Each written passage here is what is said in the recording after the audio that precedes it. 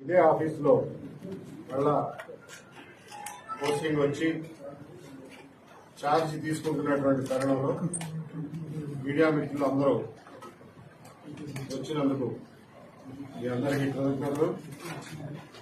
అలాగే ఇక్కడికి వచ్చి నాకు అభినందనలు తెలియజేయడానికి వచ్చిన పురజనులు, స్నేహితులు, శ్రేయోభిలాషులు అందరికీ నా కృతజ్ఞత తెలియజేస్తున్నాను.